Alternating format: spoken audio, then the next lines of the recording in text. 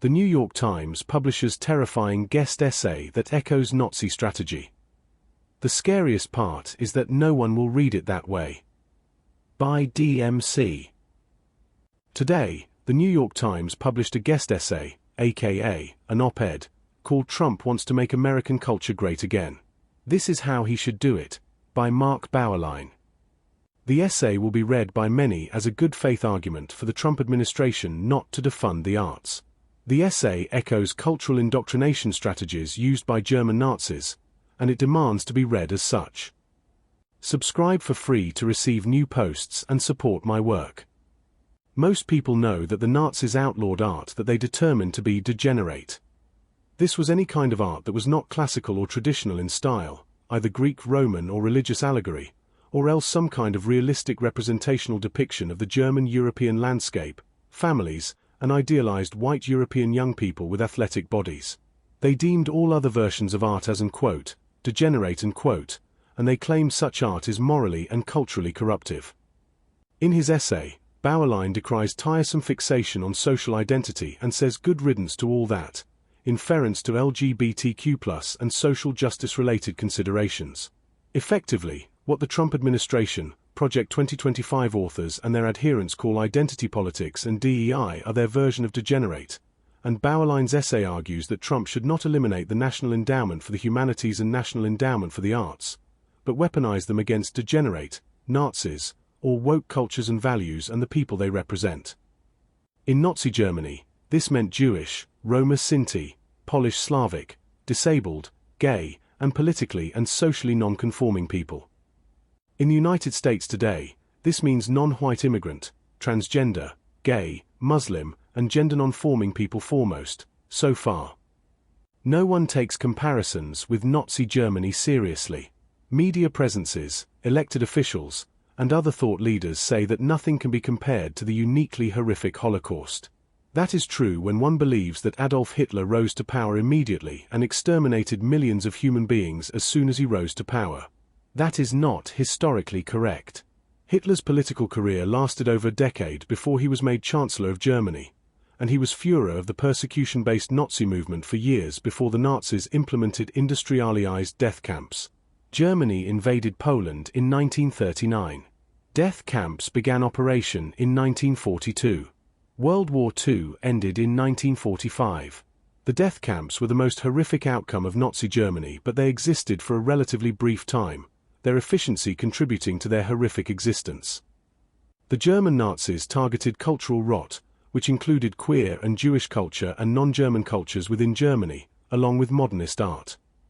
The MAGA movement is targeting wokeism, diversity, equity, and inclusion, LGBTQ+ legal protections and liberties, women's legal rights, and immigration, which for so long was a defining characteristic of the United States of America. Nazi Germany burned books, fired professors, took over educational institutions to indoctrinate young people, and rewrote history. The MAGA movement is banning books, intimidating and pressuring eager to capitulate universities to rewrite curricula and persecute students who culturally rot campuses, rewriting history, rewriting scientific literature, dismantling DEI, and purging LGBT people from official governmental records. Nazi Germany passed Nuremberg laws, Aryan-only policies, and denied citizenship to non-Germanic people.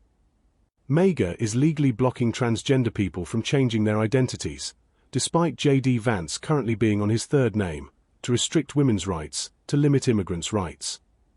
Nazi Germany used militarized state violence against German citizens, deported those it identified as dangers to German culture, housed them in concentration camps, and murdered them. MAGA is conducting ICE raids, arresting and separating families, keeping migrant people in prison-like camps in the US, threatening and intimidating prominent dissenters, and sending both non-citizens and citizens to foreign concentration camp-like prisons without evidence or due process investigations trials. Nazi Germany purged the civil service, universities, and media of unreliable individuals, intimidating, arresting and sometimes killing some. Project 2025 proposed mass firings of civil servants, which Trump immediately implemented. Project 2025 proposed ideological loyalty tests, which Trump always has implemented, and which now has been applied to every elected official who belongs to the Republican Party and a few Democrats. Trump arguably is violating the First Amendment, threatening journalists, and he has weaponized the media with explicit support and empowerment by not only the likes of Fox News, but the newly loyal Washington Post and the New York Times, which chooses to publish essays that echo Nazi strategies. Back in August, the Times published an essay by another Nazi who wrote that, and quote, "Trump can win on character," and quote, and people who only read the headline justifiably thought it was insane and offensive, but the op-ed actually was political strategy advice to the Trump campaign. So is today's essay by Mark Bauerlein.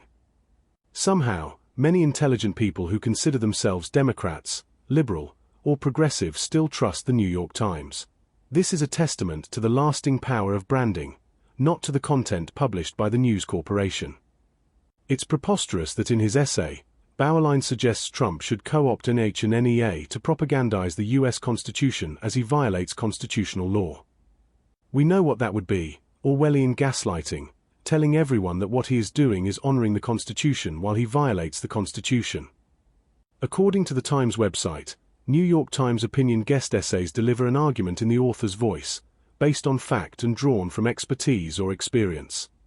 Let's consider the based on fact aspect.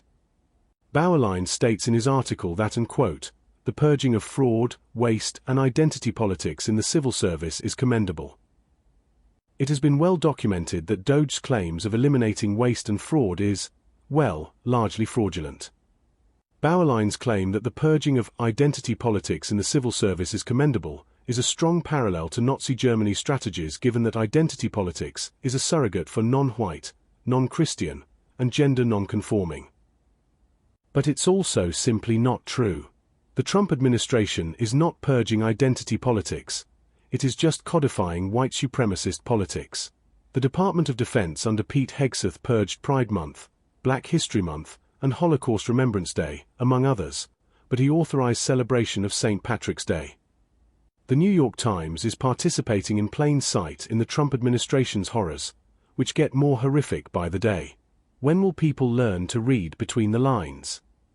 Subscribe for free to receive new posts and support my work.